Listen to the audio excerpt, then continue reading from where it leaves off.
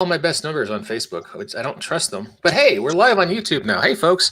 Second introduction. Da da da da da. That's my intro music. It's like second breakfast. Second breakfast.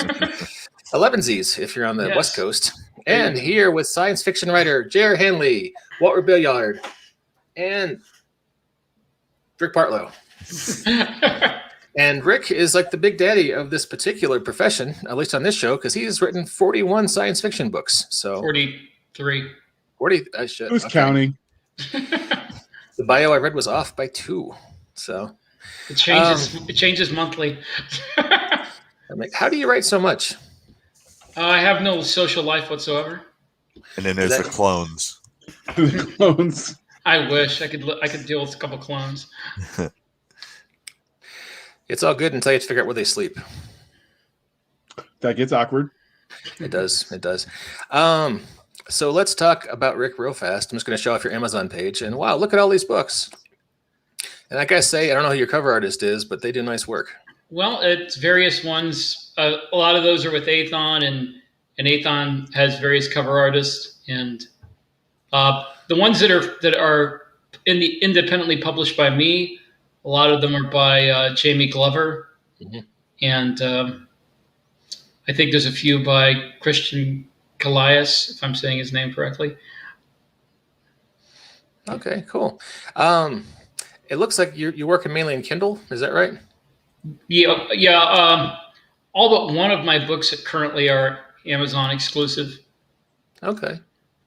How long are these? Like full-size novels, like 60, 70,000 words or longer? Or are you going more novel? Yeah, no, they're. I think the shortest one I have ever written that has been published was 50,000 words, and that's not currently up there because that's going to be relaunched by Athon. But all the rest are at least 60,000 words. Most are around 80 to 90. Wow. I am impressed and intimidated by your prolific nature, sir. That's astounding. I just have nothing better to do, Mike. Do you do dictation at all? Do voice to text, or is this just all straight button seat, hands on keyboard, making words happen? I've tried dictation. I guess if I stuck with it long enough, I might get good at it. But as things stand right now, I have a hard time with the flow of the story when I can't see the words in front of me. So it's like one of those things like Scrivener where I have Scrivener and I want to learn to use it, but I'm busy writing. I don't have time to learn it. I don't have time to learn dictation, so I'm too busy writing. Oh yeah, Earth at War, Drop Trooper. Oh God, such good books. Earth at War 4 is underway. Oh my goodness! I have a theory that the reason he writes so fast and so much is because he's got a teenager with a driver's license and he's hiding. That could be. Hey, Unity. That scares me too. So, the first thing my son did when he got his regular driver's license was wreck my car. You're scaring me more. Please stop. Sorry about the snapping. Belgian Malinois. So I thought it was joints. How did you get into writing? I have been writing since I was a little kid. I first started like making comic books when I was 7 or 8 years old. So I love comic books. Right? Ash cans? Oh, you don't know that? An ash can comic is when you create an entire comic on a sheet of copy paper and then fold it so that it's only that little size. Oh, no. It's like actually, the first comic I ever drew was on one of my dad's old suitcases. Do you have it? I bet he No. Well, he never used it. It was like coming apart. It was just sitting in the closet, and I just started drawing on it.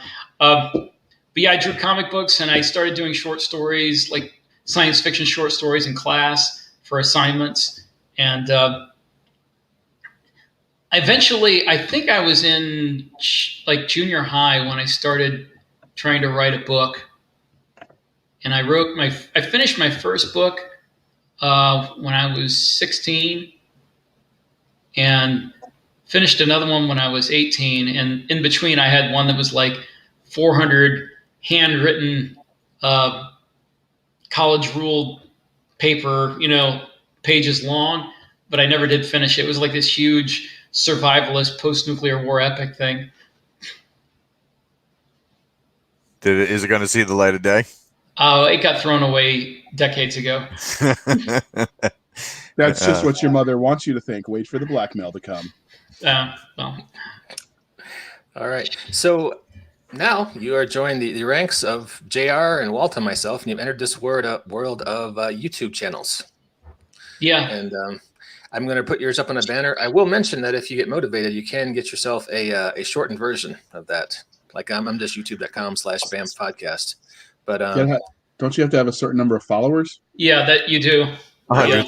Yeah, you need 100. Okay. I do not have 100 followers. I just started this thing basically on a whim. Okay. Because I mean, I don't know how many people out there listening are in the writing world, but there are all sorts of podcasts and YouTube channels and books and videos telling you how to market and how to, choose a good cover and how to write a blurb. And there's just so very few that tell you how to write a book that doesn't suck. Because all these, I get asked by people all the time, do you think it's my cover? Do you think it's my blurb? And I can't read all their books, but I'm like, is the book good?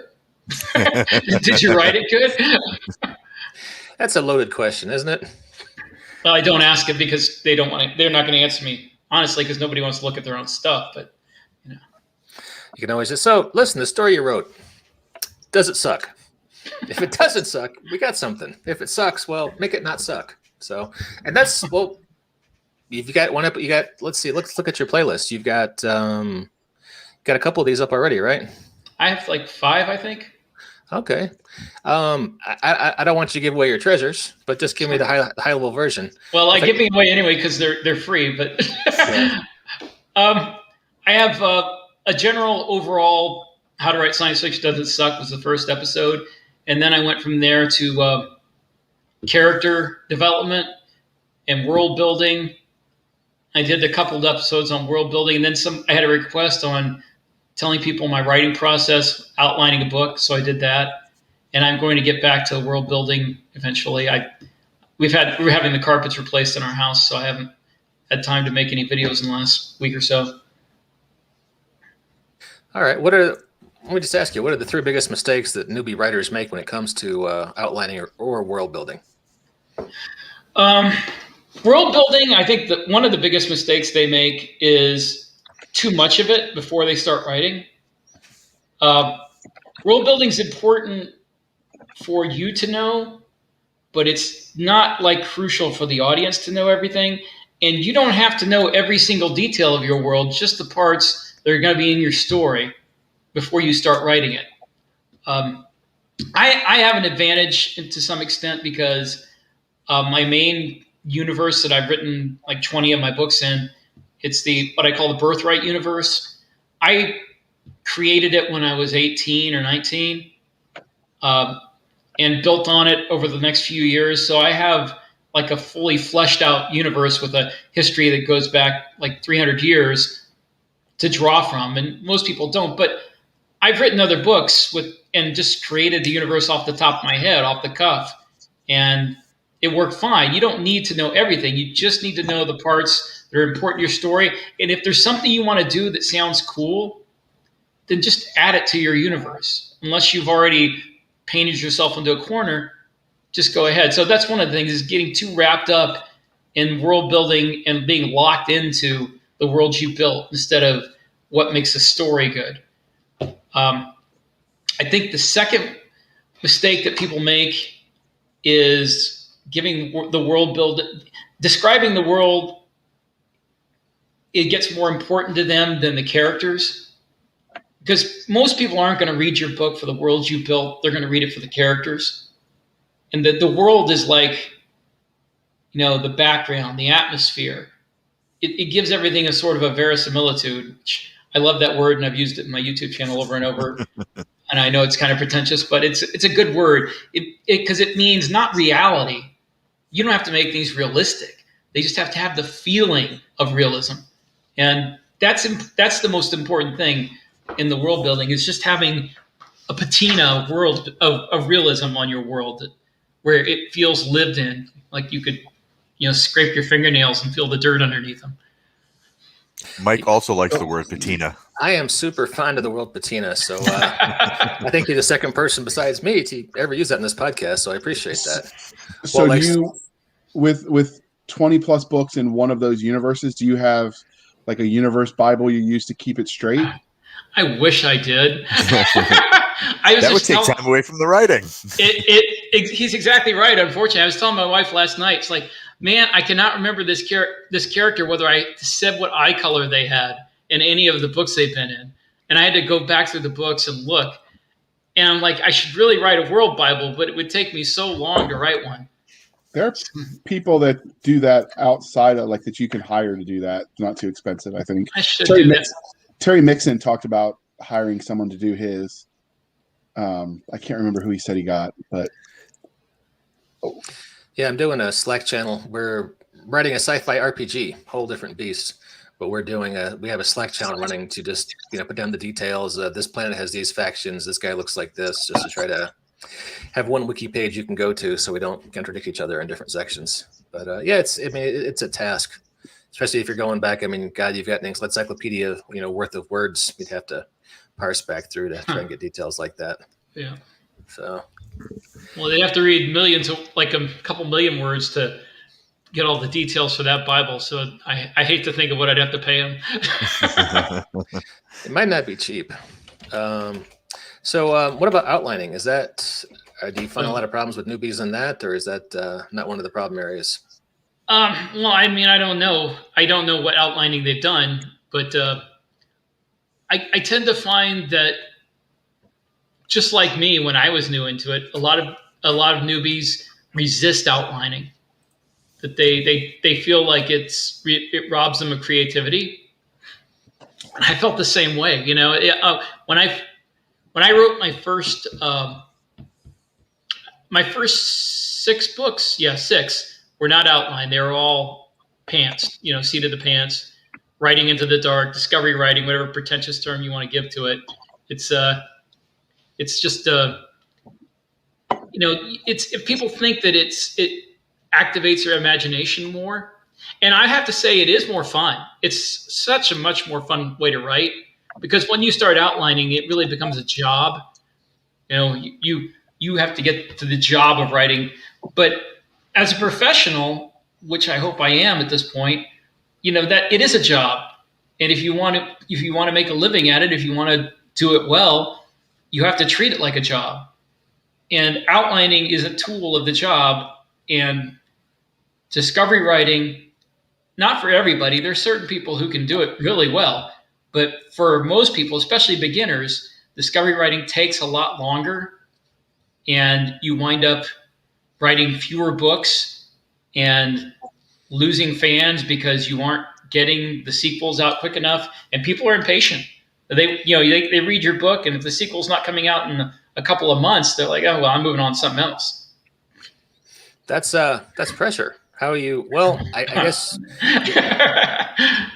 you seem to be a veritable human spigot of words, so it's probably not a problem for you. But is it just like discipline or scheduling, or just being aware you got to make deadlines and just making yourself do it? If I can compare it to something else, it would be like, it's like working out for me. Because if I thought about, gosh, am I going to work out today? I would say no. I don't want to, but it's just a habit you get into, like brushing your teeth or, eating breakfast in the morning, whatever, it's a habit you have to get into. And once you start saying, this is what I'm going to do. This is part of my day. This is something I have to do every day. Then you just do it, and you do it often enough and it becomes a habit, and you don't have to think about it anymore. I need to start out, like I said, I started out pantsing. It took me 4 years to maybe 5 years to write my first book. Then, a couple of years to write the second one, and then a year each to write three through 6. And then as I got better at it, it started taking less time and outlining, and just, it's a habit you get into. It's like practicing a sport or a martial art. You just do it until you get better at it. All right, cool. What are some other common pitfalls you'd say folks might make trying to write in that genre? In military science fiction. Yeah. Um, the most common pitfall I've seen is getting wrapped up in the technical details. And it happened to me when I first started. I was the same thing. I was like, oh, I want to describe every minute detail of this weapon system. How many megajoules this laser has. And it's cool stuff. It's why I got into science fiction in the first place, because all those details are cool and they add the realism, not, or again, verisimilitude of it, the illusion of realism. And it makes it feel like you're living, when you're writing it, you feel like you're living an RPG, the role playing game, not the Russian rocket launcher. Um, um, and I think that people will get lost in that and they forget the characters, and they forget that the people shooting these weapons have to have a character arc and you have to care about them. I've read just research in my field, I read a lot of other science fiction, military science fiction, and I've read so many where it comes off like an after action review, from the Army. We went here, we did this, the enemy was here, we fought the enemy, we won, we came back, and it reads like that, and I'm like, yeah, but why should I care about any of these people? That's it's like the 7 deadly words of storytelling is, I don't care about these people. I think it's 7 words. I can count. And you've got to do that for military science fiction as much as any other story, and maybe more, because these are characters. Well, some of them are going to die, and if the reader doesn't care about the people who die, then their death is just counters on a board. It doesn't mean anything to them. Gotta love that beautiful drop trooper cover in there for Firebase. Oh, yeah. Philip does some great covers. That's fantastic. Yeah, I see. You see so much now that like people are just trying to drop stuff on the board just so that they have their name up there, and you're not taking that time to establish character or scene or even give people their own voice. It's just them spewing onto a page, and every character sounds like them. How do you differentiate your characters? Do you have little tics or tricks that you use, or is that something we should go to the YouTube channel to learn? Not yet. A lot of it, I write a lot in first person, and it's a lot easier to differentiate the characters when you're in first person. In third person, you have to be careful to add little personal touches every once in a while, like little exchanges and dialogue that remind people who the character is and what kind of person they are. Not really overtly and obviously, but just little things. Like if they're a smartass, have them make a smartass remark every once in a while, so people don't forget this is the character they're dealing with. If they're somebody who's like hardened and kind of bitter, then have them make a remark that maybe isn't really appropriate. It's kind of bitter and cynical once in a while, just to remind people who they are. But you can't. The problem is a lot of people make that too overt, like like something I would read in a circa 1970s superhero comic book, where the sarcastic character is constantly just making these sarcastic quips. Nobody's really like that, so you want them just to do it when it'll be appropriate. Hello, Nathan. Hey, then. So do you like to use a lot of inner monologues then to show some of the character? I do, especially for first person. Not so much for third person. I only added those sparingly in third person POV novels. First person, I use it a lot because this is the story of whoever's telling. Like Drop Trooper, that's a first person book. That's from the point of view of Cam Alvarez. And my favorite though has been Earth at War, because Andy Clanton is kind of a different version of me. with my sense of humor anyway. So it's I been li- fun doing that. I really liked when he encounters the friendlies for the first time, and he's like, "You're kidding," Yeah, yeah. and goes into that whole like. And for those who don't know, one of the main characters is a former military guy who is a writer. Interesting how that happened. But yeah, and you get that clever and witty writer mind wrapped around a real world problem, and it really kind of just clicked. It was really a lot of fun. They the characters were all memorable. I mean, even some of the ones that you really wouldn't get a sense of personalization for, you still felt something with. So I mean, yeah, that was a lot of fun. Author and book. Yeah, but it worked for the plot that I came up with. It was originally a short story, and it felt like something could be expanded on. And I know it's kind of a cardinal sin making your main character an author, but Stephen King did it, So Yeah, never heard of him. Yeah, I bet you he's not writing military science fiction. Well, Screw that guy. He doesn't have a YouTube channel. He's too busy for that. He's got the small town New England horror market cornered, though. Yeah. So he's writing to small town New England whores? I will not touch that one with 10 foot pole. I got no follow-up joke to that, so I'm just gonna roll it through. I've got none that's family friendly. Yeah. We do have the explicit tag. If you want to say motherfucker, you can. So what kind of release schedule are you looking for the YouTube channel?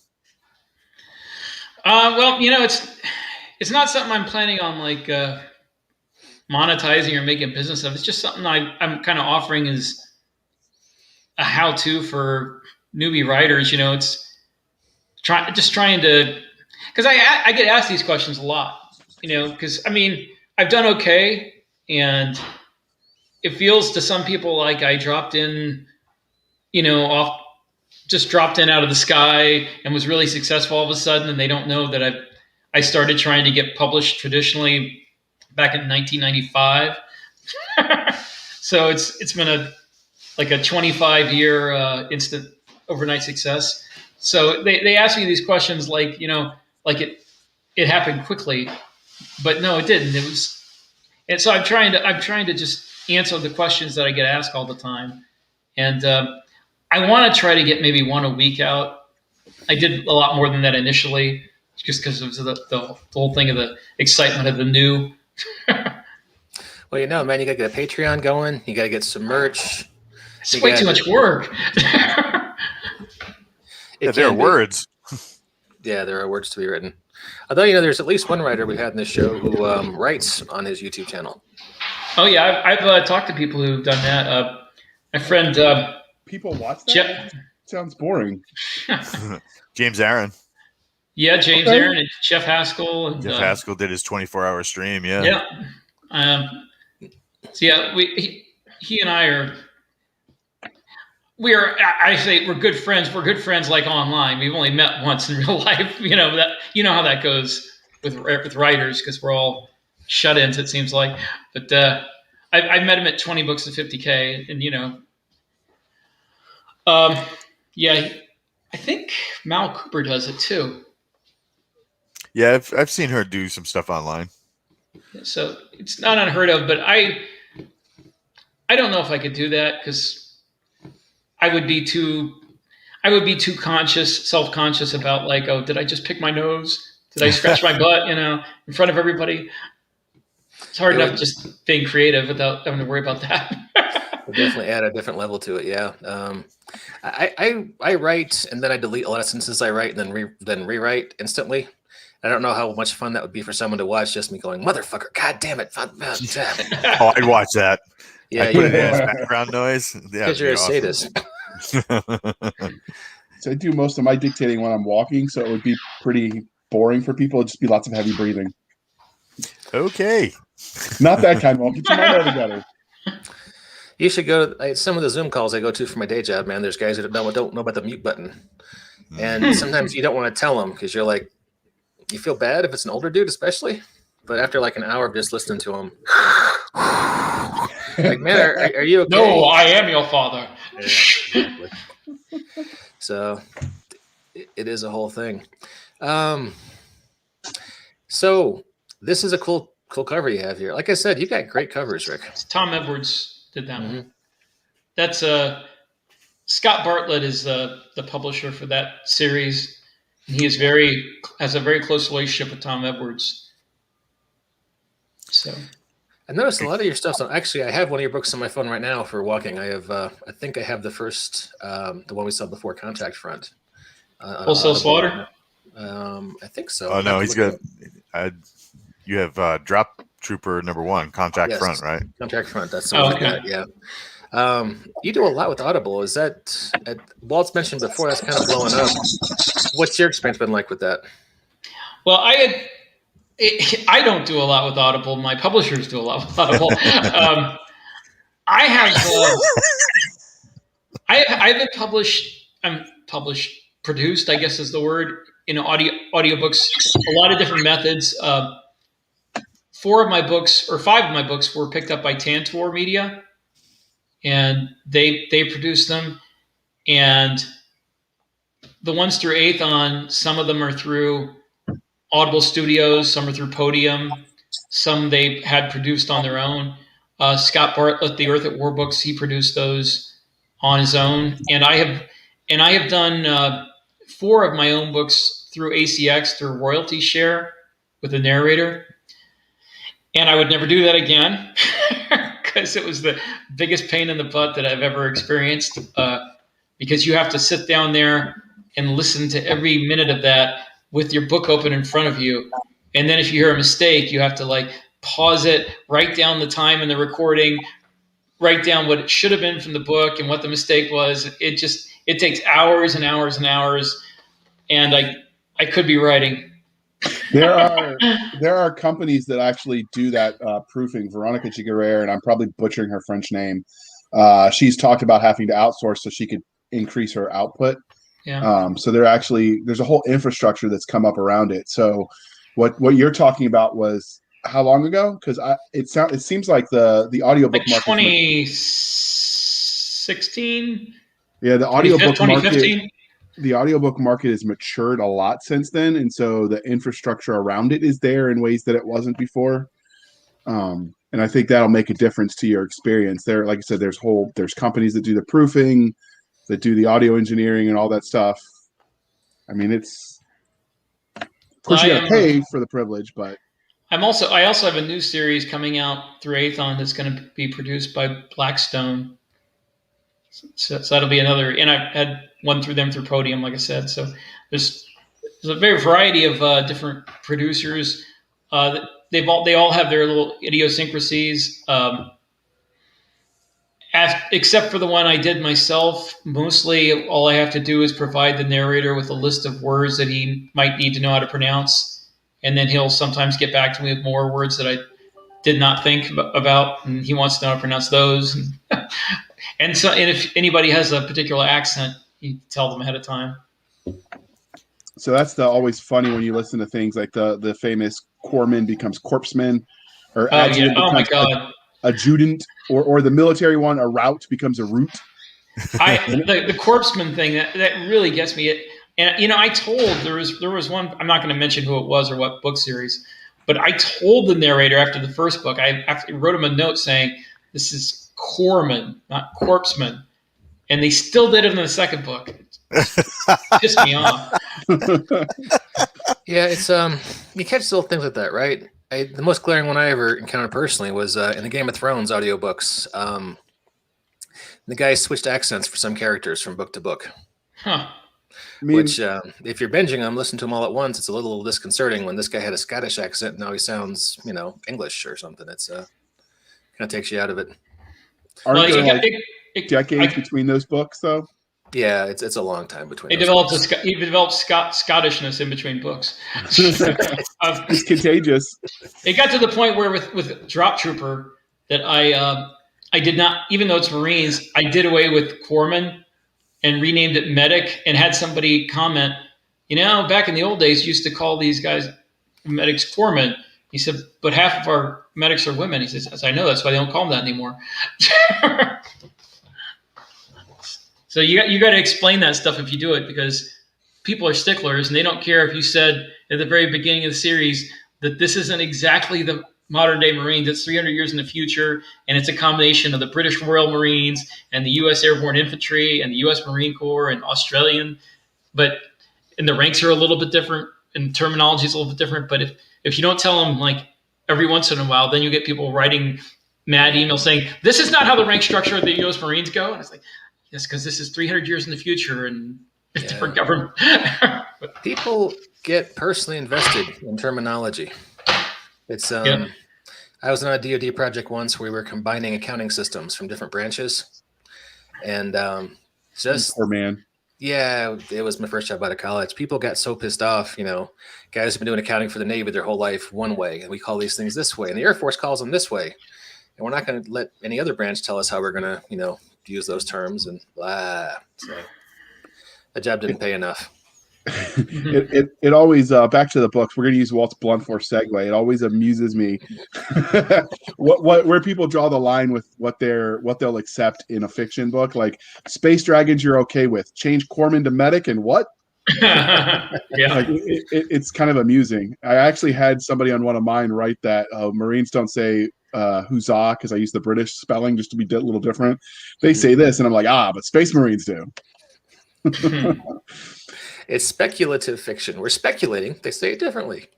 Yeah. That's one thing I love about the Earth at War series. It takes place like 10 or 15 years in the future, and I know what everything is now, and there's no, I don't have to make up new everything because it's all the same. Cool. Well, hey, just about at the end of our time. JR, Walt, you guys got any closing questions before we wrap things up?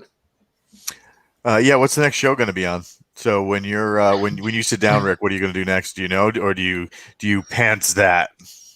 I have a lot of people that request things, but I think I'm going back to world building. There was a couple more things I wanted to touch on with world building that I interrupted to go to the outlining thing. So that's probably going to be next one is another world building segment. You should find people that have some of these problems, like the guy that, you talk to online, and he's like, I just can't get my book out, and then you talk to him a little bit, and it's like, I think I've discovered your problem. The reason you haven't gotten your book out is you spent the last 8 years on a world Bible. And now things are conflicting. Of course, I might be the wrong person to tell him that, since I spent like at least that long on building my world. Hell yeah. It's and it pays off in the end. Though I got like 5 different series just from this little future history that I wrote for it.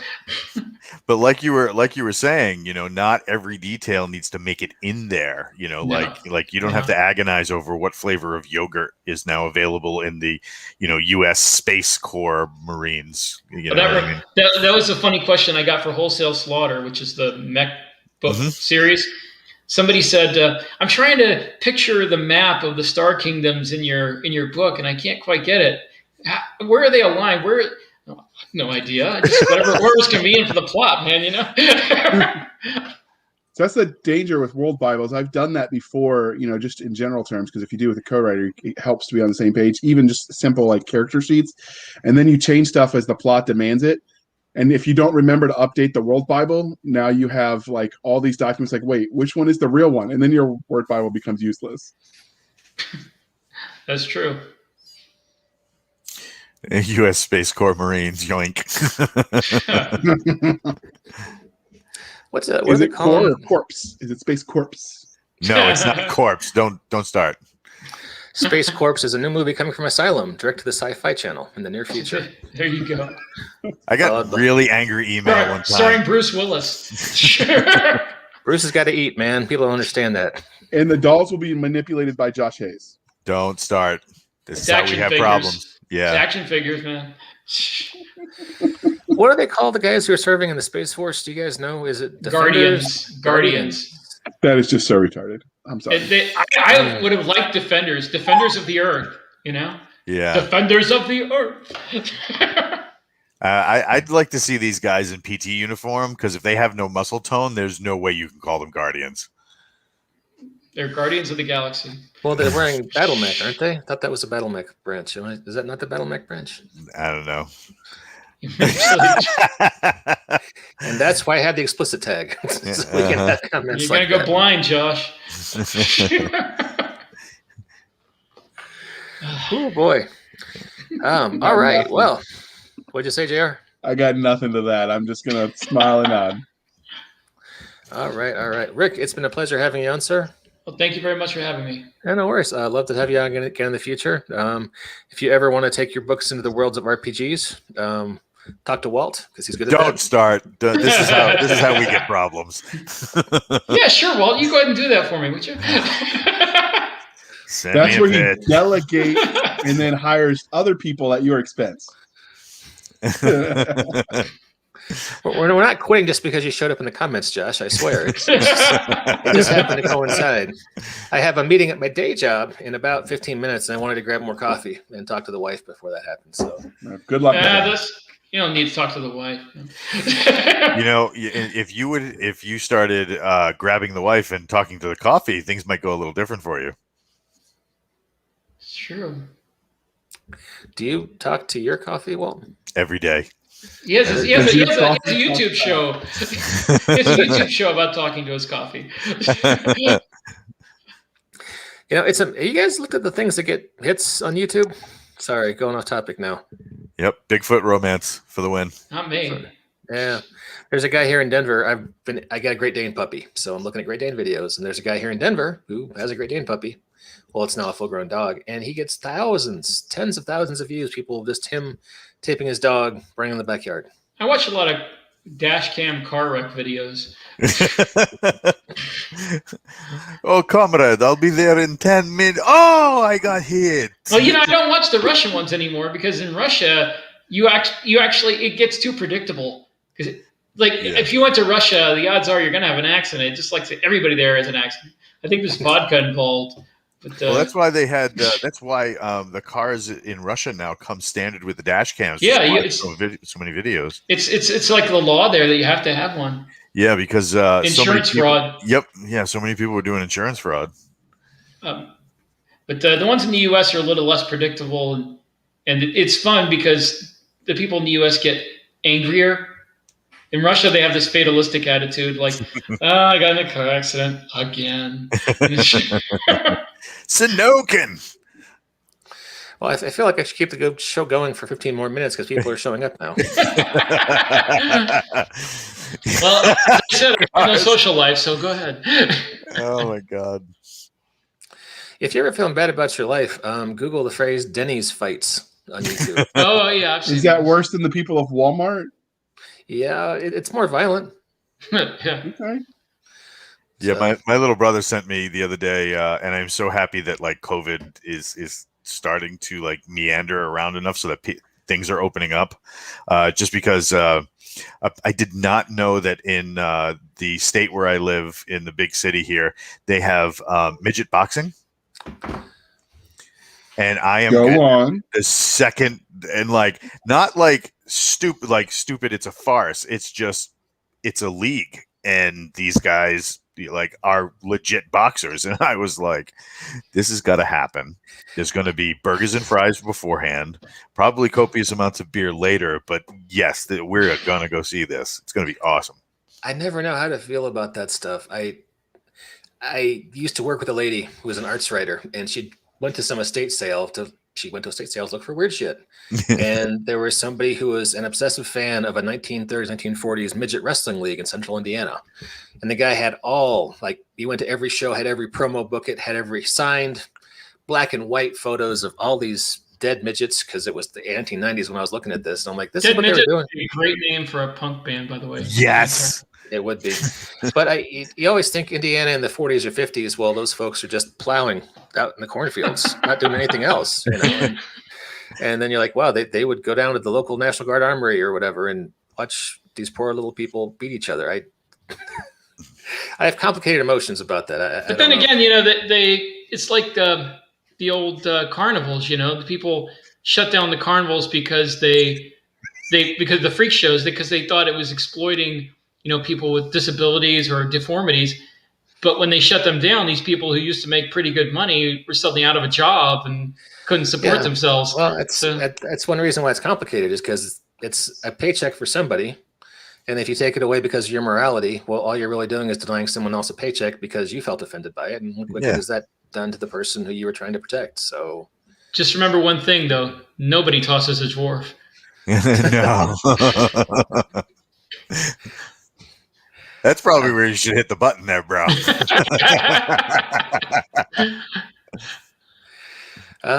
Okay, so we went from science fiction writing and Rick's channel over into midget boxing and dwarf tossing. Lord of the Rings. Lord of the Rings. So anything else, guys? Should we wrap it up? Bring this puppy home. Bring this puppy home. All right. Well, hey, thanks to everybody. And Rick is on fire, Josh Hayes. I would agree. Thanks to everybody for tuning into the BAMS podcast. A very special episode of our Writers Wednesday, recording on Thursday. And we will catch you next time. Thanks to Rick Partlow, Walt Robilliard, and J.R. Hanley for coming out and indulging my bullshit once again. And we will catch y'all next time on the BAMF podcast. Oh, check out Rick's show. Bye. Thanks, guys.